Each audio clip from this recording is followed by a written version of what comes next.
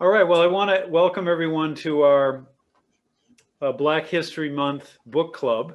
We had hoped to hold this during February, of course, which is Black History Month. And we had scheduled it for last week, but then something came up, a conflict, so we needed to postpone it till now. But we're reading, as you all know, The Warmth of Other Suns as part of the as the book in our book club, and of course, it's because of Black History Month. Now, I wanted to introduce you and to the other people that are on our panel. First, we have Irving Scales.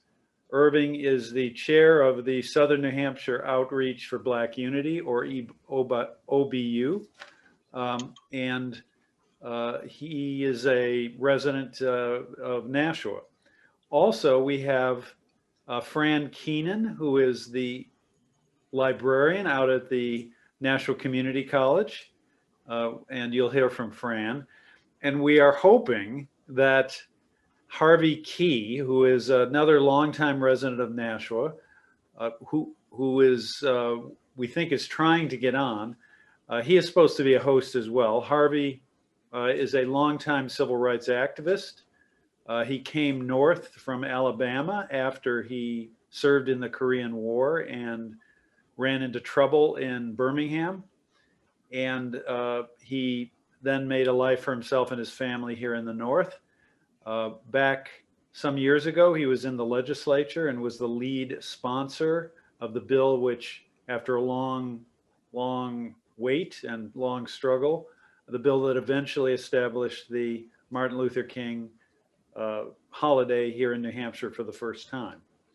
Now we will wait to see if Harvey can join us. But first, what we thought we would do is, as we have in other book clubs, kind of just hear from, I'm kind of the moderator, but we will hear from each of our hosts, first Irving and then Fran, and Harvey if he's able to join, a little bit about the book and the author.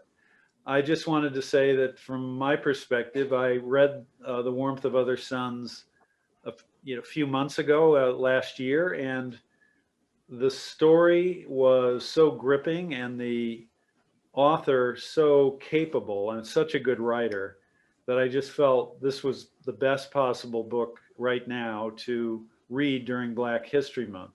Isabel Wilkerson just is a fantastic storyteller, and she really brings the America's Great Migration, the epic story of America's Great Migration, as she puts it, into life by following the stories of particularly those three individuals, Ida Mae Gladney, Robert Foster, and George Starling, from beginning to end.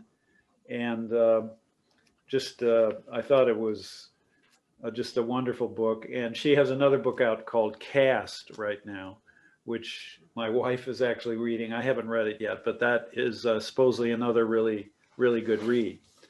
In any event, why don't we turn it over to Irving, and Irving, give us a few impressions of Warmth of the Sun, at least that you formed as you read the book.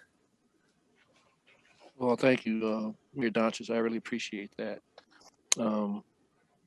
As I read this book, it was easy for me to reflect on my family and my family's background and its migration up to the north. Now, I'm originally from Newark, New Jersey, but my great grandmother, she was from Sumter, South Carolina, and she left and she left South Carolina in 1918, if I'm not mistaken. She was only 13 years old and she ran away because they wouldn't allow girls to go to school. So, and in addition to that, schools were segregated. So she could only get so much of an education, even if she went to school. So she left. And subsequently, she wound up in Connecticut. And that's on my mother's side. Now, on my father's side, Um, his patriarch was an immigrant from Haiti, and the last name was Jacques or Jacques. You know, it was French last name. Through the eras of record keeping, that Jacques became Jakes, Jakes, versus Jaqes. Okay. And I have a very large family that resides in the South from there, but my grandmother's brothers and sisters all left and they came up north. There were 9 of them at that time. And she subsequently, my grandfather, who was one of the co-owners of the New Jersey Black Sox. So that's a little bit of trivia right there. That's interesting. So where did your grandmother's siblings, the 9, where in the South had they lived? Where did they come from? Most of them originally came from Alabama. Some migrated to Missouri. Some migrated to New Jersey, and that's how my grandfather and my grandmother met, and they had 9 children. So, so did any of the people that left the South tell you the stories that of what they encountered and what led them to decide to come north? well, yeah. My grandmother's brothers and sisters, they all were under Jim Crow. And so they all left. My grandmother's oldest brother, she watched him get beat by several Caucasian males while they were on their way to school. And you know, of course, that's a traumatic experience for anybody. You know, but you know, she was more concerned about whether he was going to survive or not. He did, and they wound up leaving in a mass exodus. Now, they didn't have to hide or they didn't have to sneak, which is a good thing. They just moved on once they became old enough. So the oldest left, and as they grew older, they followed the oldest. So they were able to establish themselves where he was established at. And then from there, they moved on, you know, and they continued to migrate. 3 sisters, my grandmother and 2 of her sisters all landed in Newark, New Jersey. And how much contact do you have with any of the relatives who still live in the South? I have one of my cousins, she still lives in the South. I have an uncle that lives in the South. They both live in Greensboro, North Carolina right now. I have another uncle that lives in Katy, Texas. We keep in very close contact. I have another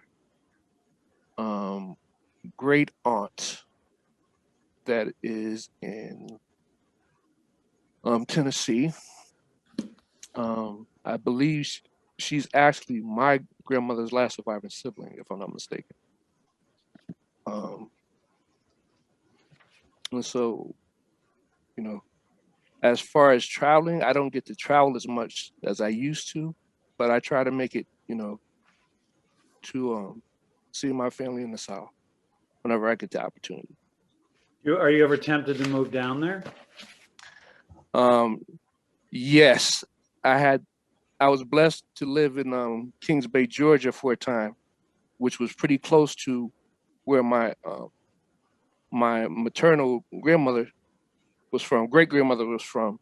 And I found out that her siblings had been looking for her. My grandfather had went down and made the connection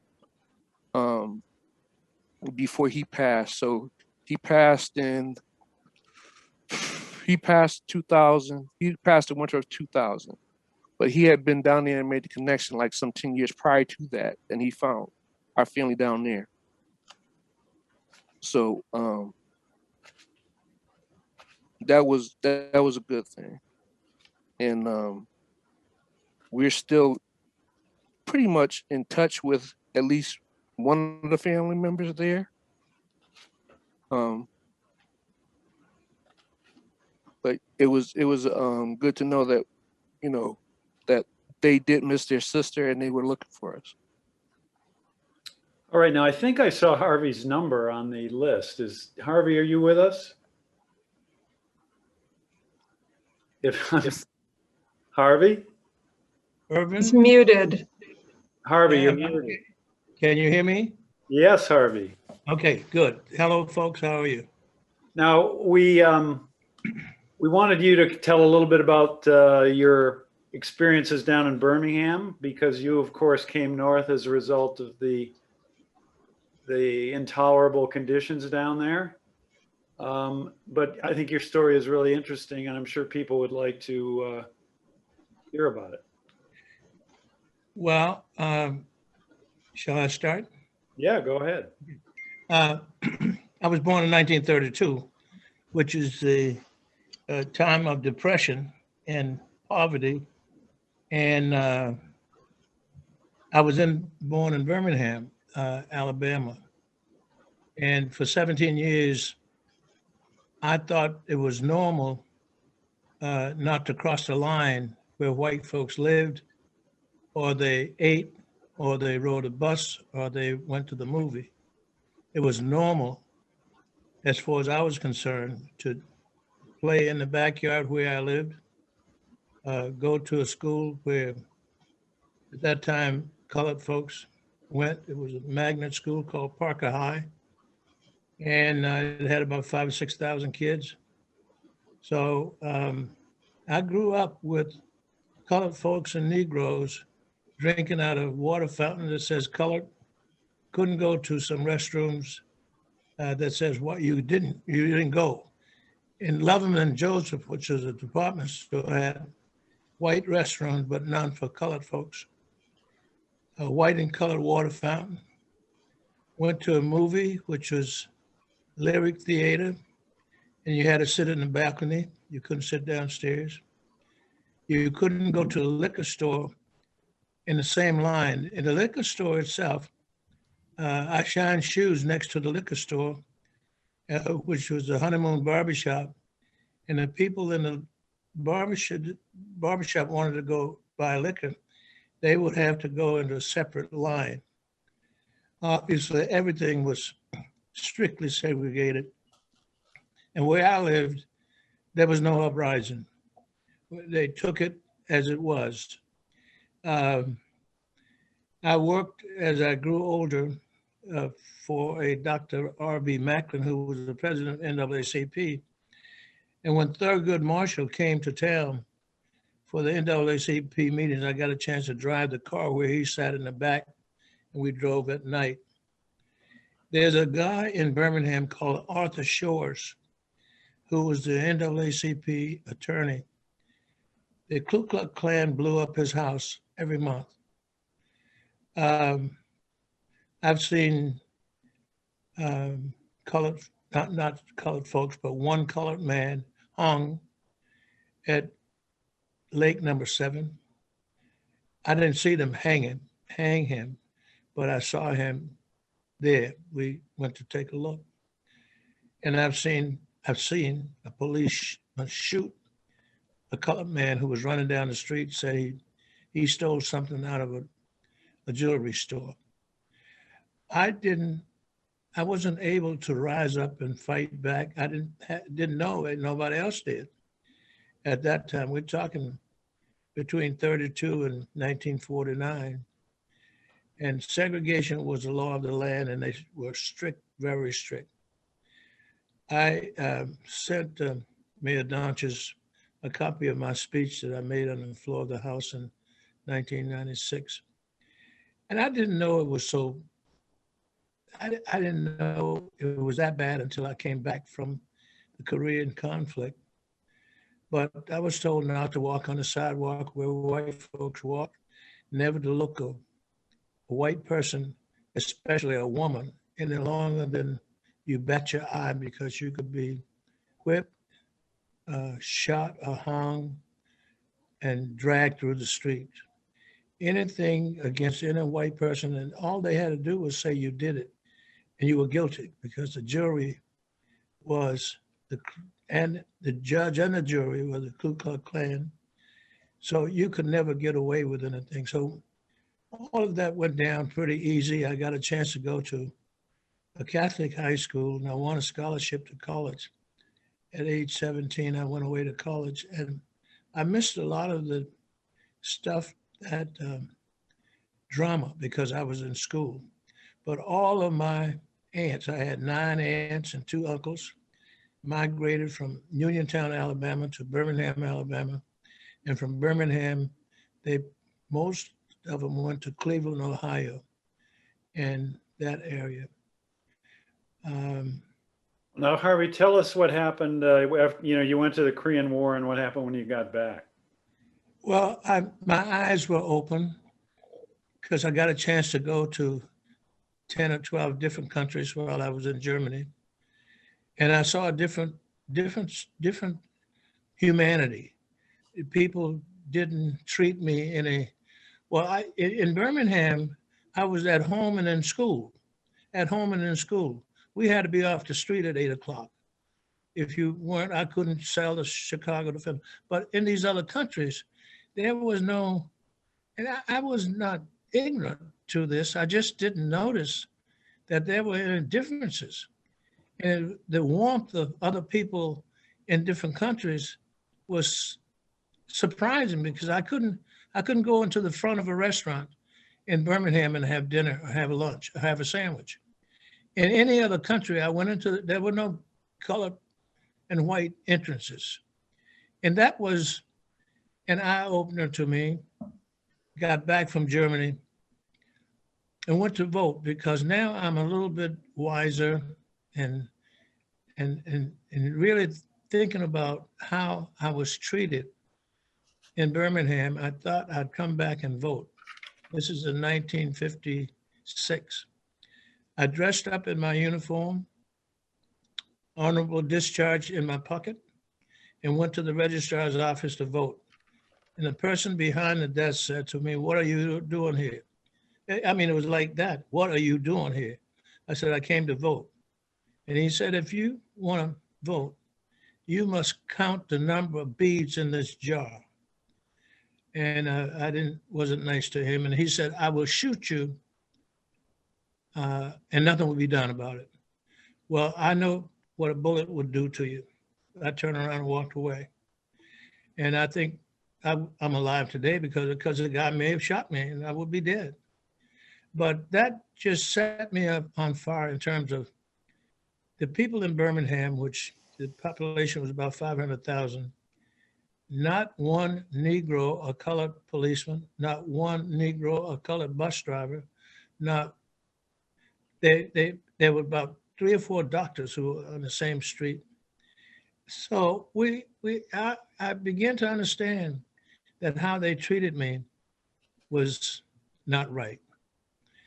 And I put out a little pamphlet in Birmingham because I was just sick and tired of seeing some of our people go into the back of the restaurant and eat sandwiches where beer bottles or Coke bottles or trash was. You couldn't go inside. And I put out this little pamphlet. It's called Inside of Birmingham. And I passed it out, and I think it affected the revenue of some of the restaurants. And I understand from my mother and some other people in the community that I should be leaving town because of Now, Harvey, what did the pamphlet Inside Birmingham say? It says, "Don't eat in the back doors of white restaurant." And it listed what was called then a greasy spoon. Smaller colored restaurants, we call them greasy spoons, invite you to eat, and I had 5 or 6 of those in North Birmingham. Now, this is not all over Birmingham. Birmingham is divided up into sections. I lived in the Occipital, North Birmingham, Collegeville area. That's the roughest part of the city of Birmingham ever. And that's where I operated. And they knew where I lived and all of that kind of thing. So that pamphlet was passed out to the Greasy Spoon restaurants, the pool rooms where it was about one, the barbershops, um, the Birmingham World was a black, at that time it was colored newspaper that I passed it out in Birmingham and downtown Birmingham. So I never heard from the police or from Ku Klux Klan. Other people told me that I was a target. And I packed up and left at night and drove to Cleveland, Ohio. I had an uncle who had moved from Birmingham who worked in the mines. And the mines at that time were probably tough. And I had a cousin who lived in Cleveland. So I moved there and stayed with my cousin for 3 or 4 days. Then I got a room at the YMCA. And that was an exodus, my escape. So you got out just in time. I think so, yeah. You don't still have a copy of Inside Birmingham, do you? That would be really good to see.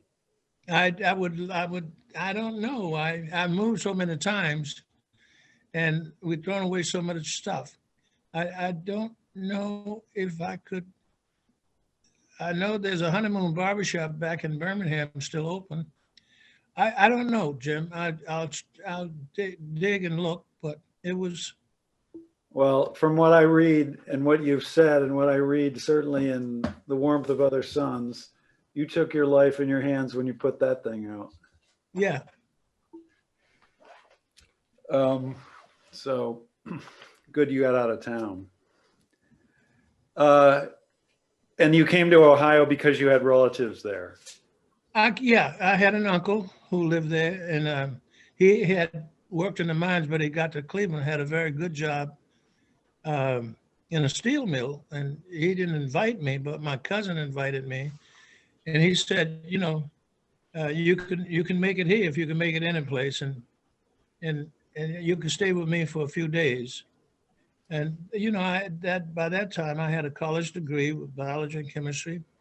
As I said before, I applied for a job at University of Alabama. I wanted to work in a lab or any place I could get a job. They said I didn't have enough education. And I tried the janitorial services. They said I had too much. And then I became a waiter at the country club, which is a fabulous country club over the mountain, where the Iron Man holds up this light the world can see, because it's an iron ore town. It produces a lot of ore to make steel. That's why we had so many steel mills in Birmingham. So all of that was my upbringing. And I just got so, I felt helpless to do anything about it, because if I did anything about it, I would be another Emmett Till. And nothing, Right. yeah, I knew that. But I wasn't afraid at that time because I carried a gun. But I could only shoot one person, I guess. But luckily I got out early, I think early enough so I didn't get trapped. All right. Well, your story is, of course, really a very, very interesting one and a courageous one, that's for sure. Now, Fran was going to tell us a little bit about, she's done some research on the author, Isabel Wilkerson, and, you know, what she's, her career and her life as an author. So maybe we turn it over to Fran for a little bit to hear more about Isabel. Okay. Hi, everybody. I did do a little research. There's we share a hometown, which is I'm also from Washington D.C. and I had to go online and see where she went to high school because she said she was privileged to go to the high school she went to or something, and I was just curious about where she went. It was not the same high school. I went to a Catholic high school, and she did not go there. However, as I think you can read, or many people know, that she was a reporter for many years and a teacher of writing, and still is teaching writing. It took her 15 years to write this book, and she interviewed thousands of people. I liked it, actually, that there is a methodology section at the back of the book, so you can read about how she wrote the book. I'm trying to think what else I know about her. There's a good interview with her about her new book, which I just bought for our library, Cast, in which I know the National Public Library has copies and e-books and e-audiobooks of it. There's a great interview with her from this past summer at Politics and Prose bookstore in Washington, and it's one of the benefits of this pandemic is we can all be anywhere. So it's on Zoom, it's on their website. You can go and listen to it. I was fascinated by the book. I accepted this invitation because I knew it would force me to read the book, which I'd meant to read but hadn't yet read, and I thought I need that. I need like homework. So it was. Of the stories that the main stories that she told, which one did you find the most interesting? Oh my gosh! Well, I guess because of the tie-in with Washington D.C., the story of George Starling, who worked on the railroad,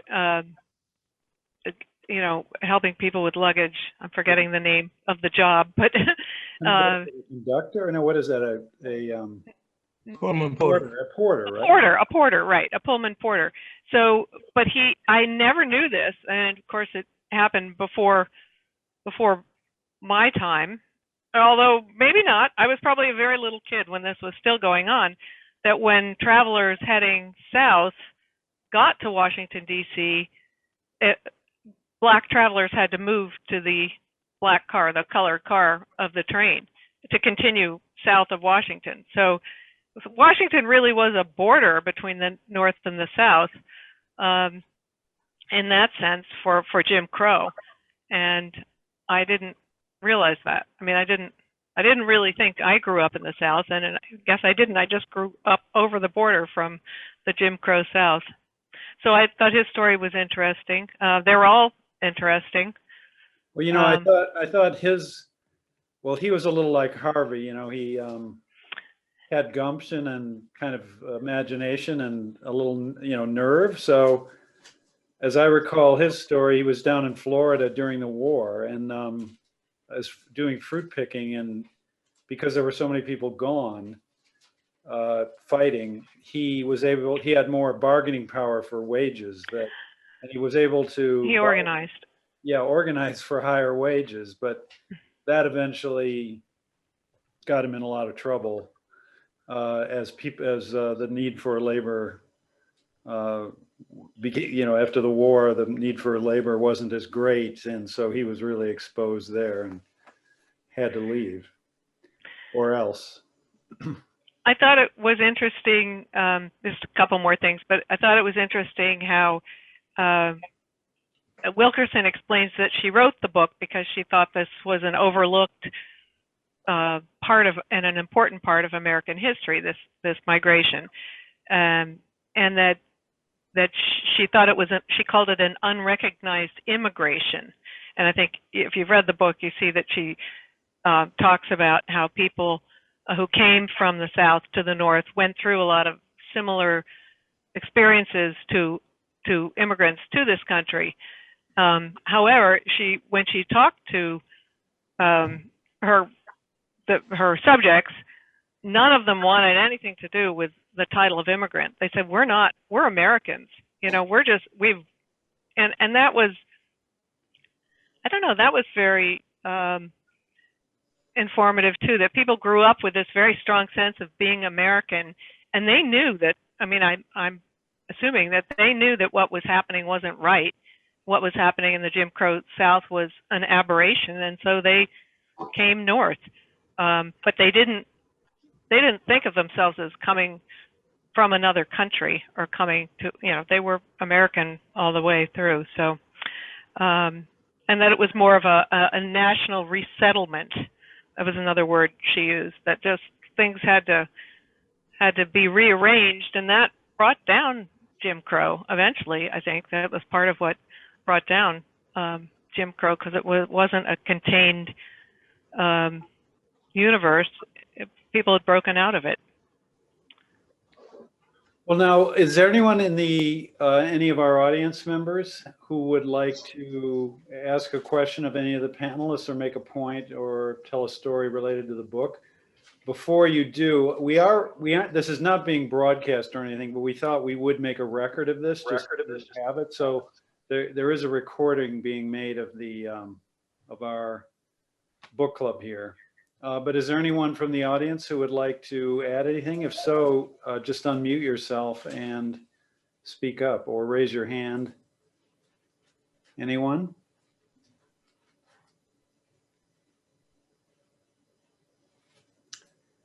Well, why don't we go to Fran again just for a moment, because you have looked into the book Caste, right? Haven't you? Don't you have a copy of that and you're thinking about reading that? Yes, I haven't read it yet, and if you have a book club, I'll be forced to read it. But I will read it. I just bought this today at Toadstool Bookstore in Nashua.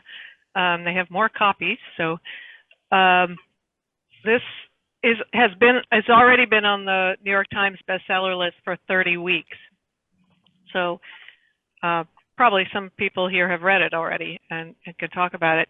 She introduces the idea of caste in The Warmth of Other Suns. You can see that she's starting to think about this idea of caste, and she took it and ran with it, and talks about how caste in other countries like India and even in Nazi Germany, just how that relates to the way we have used race in this country to separate people.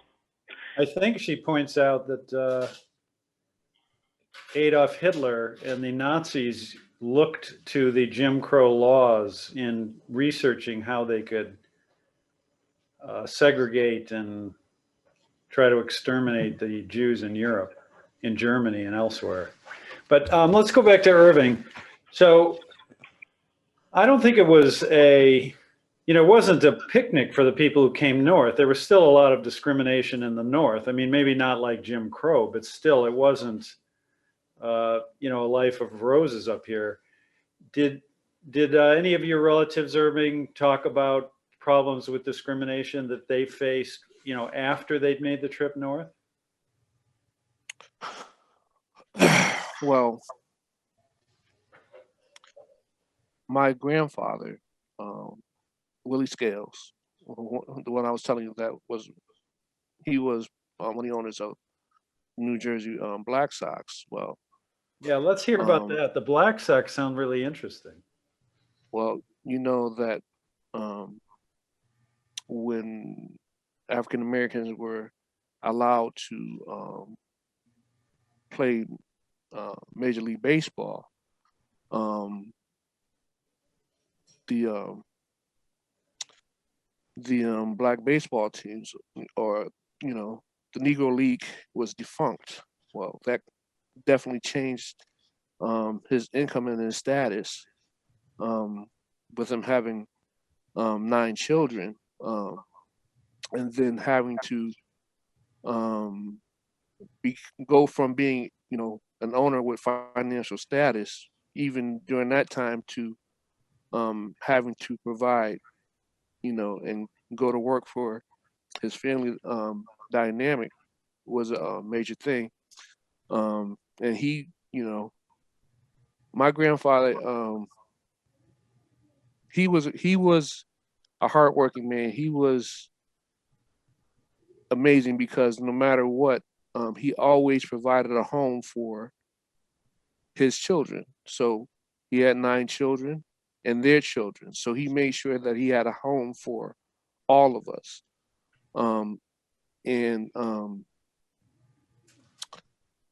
What did he do after that? So he owned did he start the Black Sox or did he buy it? How did he get into the, well, this was a team obviously in the Negro League, which was playing before the integration of Major League Baseball, right?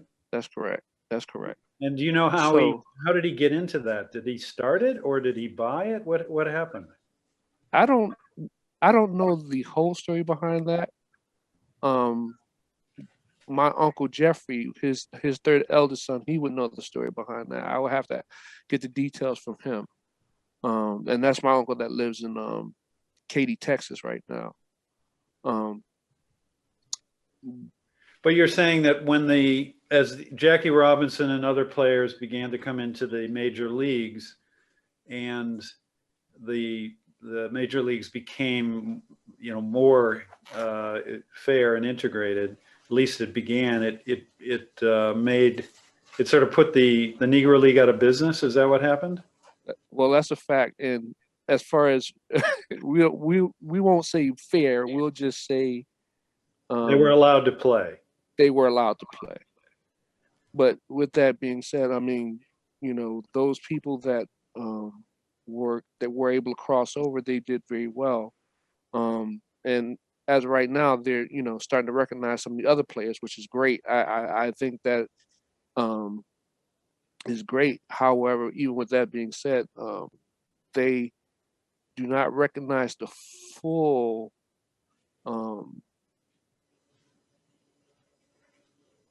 abilities of the players at that time. Okay, so their records, even though they were great, will not ever actually be recorded because for some reason they don't have the quote unquote full documentation. But those players did amazing things even before they came into the National Baseball League. So it would be great to see, how the stats will compare if all of the records were to come into play. Because you're saying they were playing really good baseball, but just no one recognized, no one That's correct. kept records or, really, outside the Black community cared about the league. And so who knows, they were really good players that never got the same recognition. Well, of course, I think our audience probably knows that at Holman was actually the first integrated team, the Nashua Dodgers in the United States, because in the year when Jackie Robinson, 1 year before he entered the majors and was playing in Canada, Nashua's team here was integrated with the players Don Newcomb and Roy Campanella, who later went to the Brooklyn Dodgers. So we have a part of that history. But it would be interesting, Irving, to learn more about your grandfather's team and how long he owned it and how that went for him. But Harvey, now when you came north, first to Ohio and then elsewhere, did you encounter discrimination? I don't recall it. Well, when I came here, I got a job at City Hospital in the lab, and that was a welcome. Nobody's asked me anything. I just got that was Cleveland, City Hospital in Cleveland. Yeah. And the YMCA, when I got to Cleveland, was I think it's integrated. There's a lot of different people there, as I recall, but I didn't see the kind of hate and the ugliness. And there were no barriers. There was no colored and white signs. I could drink water out of any water fountain, go in front of any restaurant. So I didn't see the discriminatory practices at all. Then I got a job at Western Reserve University in the medical school. Now, Cleveland had a very early, one of the first or early black mayors with Stokes, right? Wasn't Carl Stokes, or wasn't he the mayor of Cleveland? I'm sorry? Wasn't Carl Stokes the mayor of Cleveland? Yeah, he wasn't when I got there. And I got a chance to work on his election and this campaign and help get this. I became one of the first colored Negro housing inspectors for the city of Cleveland before Carl Stokes became mayor. Carl Stokes was a liquor inspector, and I was a housing inspector. So we met up several times before he became mayor. I didn't even know he was a lawyer. I just thought he was a liquor inspector. So we shot pool together up on Kisman and 149th Street, but never any resistance, never any ugliness or discriminatory acts or practices that I recall. One is I had a badge and I could go into any house in Cleveland that was assigned to me, and nobody ever said, you can't come in here to inspect my house. So I didn't have that kind of resistance and ugliness, or I didn't have it. Now, I see in the chat box, somebody, one of our participants says that, he or she, Zoom, the audio is not working very well, but quotes the passage on page 261 that says quote, the greater the obstacles and the farther the distance traveled, the more ambitious the migrants. And the reader comments, I thought about, wait, I'm trying to get the rest of it. I thought about how much this contradicts common stereotypes about people who leave difficult circumstances for a better life. I mean, I think that's, that's definitely true, that you really had to have imagination, courage, ambition to kind of pick up and leave. Even if life was really bad, it takes courage to just start out and, go to Los Angeles or go to Cleveland or go to Baltimore when you really don't know anything about it. Now, I think Helen has a question or a comment. I do, but I don't know if you hear me. Yeah, we can hear you. Okay. Going back to the point you made about when Black folks were coming north, I think that I first heard about the Great Migration, although I didn't know it by that name, was when I was very young growing up in New York. My family had lived in central Harlem, and when they lived there, it was all white. And by the time I was born, they had moved to Queens. And the story that I got was that they, meaning the Blacks, had come up north and forced the white people out of central Harlem. I don't quite remember the logic that was attached to that. But there were also white realtors involved in scare tactics, in scaring white people to sell their homes to Blacks before it became totally Black. And that was kind of how that was the story that I grew up with. Then in later years, maybe when I was in my 20s, I was a public health nurse in New York City, and I worked in central Harlem. And when I worked there in the 60s and the 70s, that community was, I'm going to say, totally Black.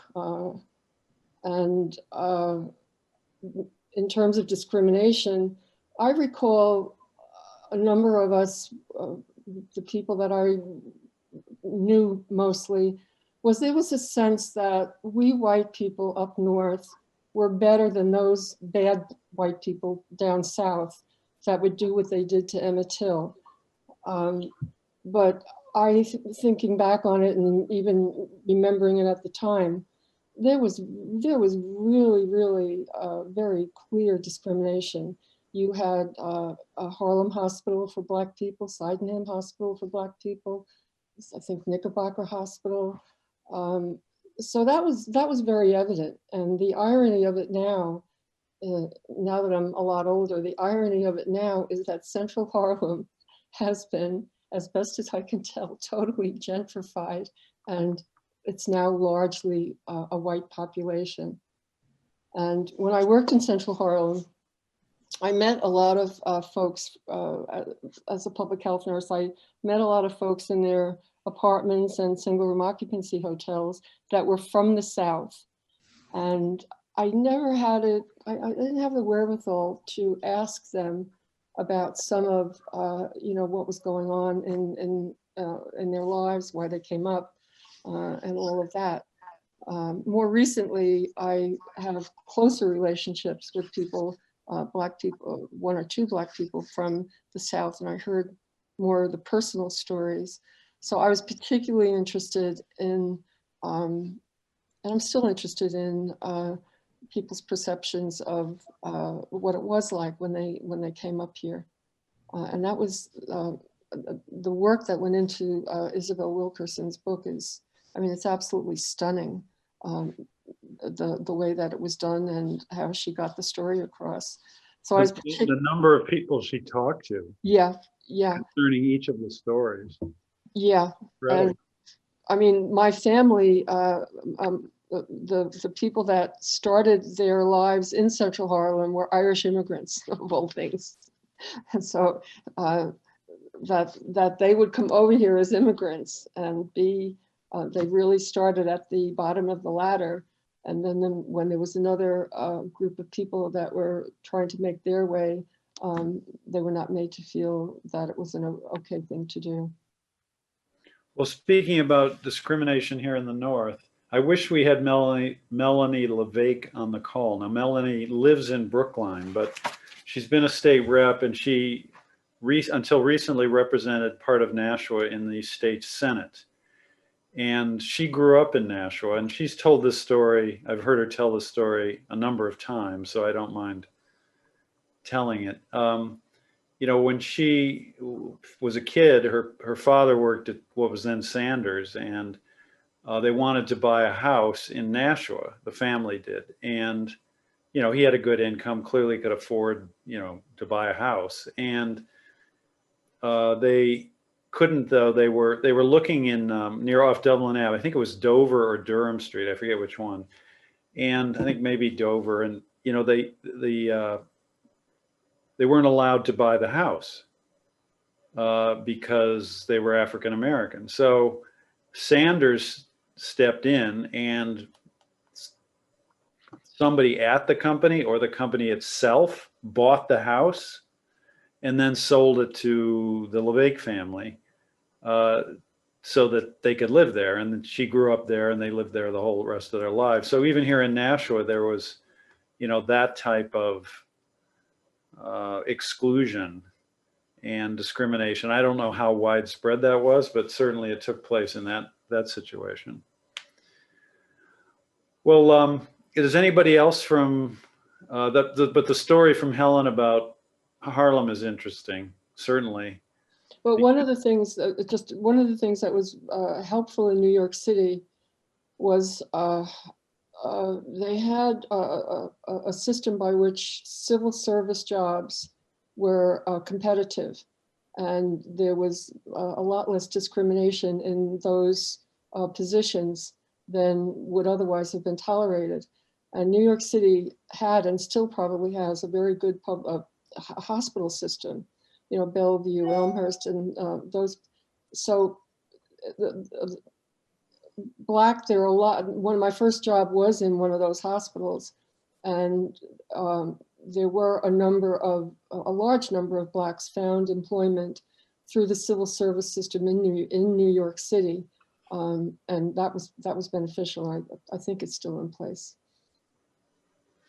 Now, does anybody else from the audience have any thoughts about the book or questions of any of the panelists or anything like that?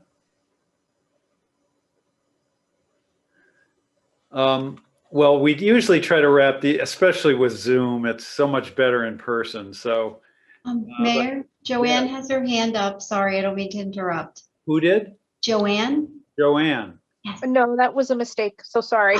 Oh, okay. Sorry about that. No, thank you though.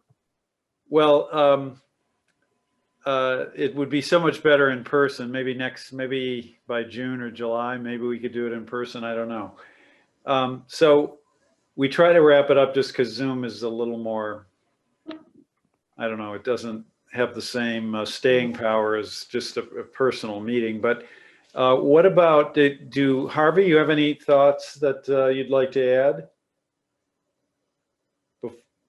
Well, that's a great question, Mr. Mayor. The thought I have is having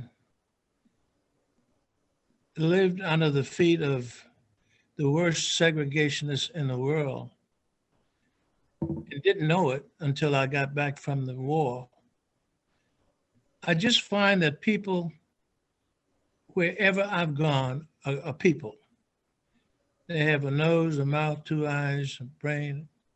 And if they are approached in a certain fashion, they respond in a certain fashion. I may have said this before. When I got to Nashua, New Hampshire, I smiled at Nashua, New Hampshire, and Nashua, New Hampshire smiled on me. And that's a little tricky, I guess, but we just got to try to be better human beings rather than better white human beings or colored or Negroes or African Americans, in my opinion. It should be our ultimate goal, is to be kinder to each other, because the skin does not speak. Your mouth speaks, and the language that we use really designs our experiences. So we need to use the language that make, in my opinion, people come together. And I say this, and I say it, hopefully no one is offended. Black and white does not make us come together. It just does not make us come together. There are so many arguments that says it's great. It doesn't. I mean, on the spectrum of photography, the two ends of distance on everywhere you go. And we keep playing the game, and I don't say playing the game, but falling into the trap of calling only two races in this city, this lovely state, black and white. And to me, every time those two words come out of your mouth, it's divisive, subconsciously, psychologically, and otherwise. It always put one against and above the other one. And I would suggest, hopefully, we could get to a point where we could use a language that really taps into our human experiences. And a huge number of people in this country have had great experiences. A huge number have had ugly experiences. And can't point the finger in any way. We are, as a human race, responsible for it. And I just think that we have so much work to do, and it's hard work, because this stuff has been going on for 400 years. It didn't start yesterday, and we need to work on it. And we're going to have some pushback. We're going to have some arguments, but we have to stop. And I think we have to stop calling people black and white, because that doesn't make it for me. And I agree. I love this city. I'm going to stay here. I'm not going back to Birmingham on any circumstances. No, this is my city. Despite all those good memories?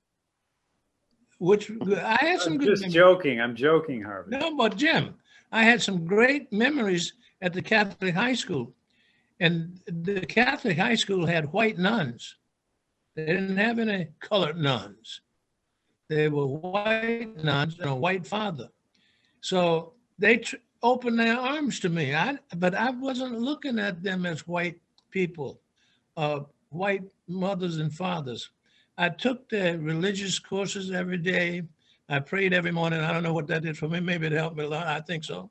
But I just became a different person, because the warmth of the Catholic school got me over the hump of hating the people who put the signs up, say, you got to sit behind this thing that says color. You can't drink out of this water fountain because it says white.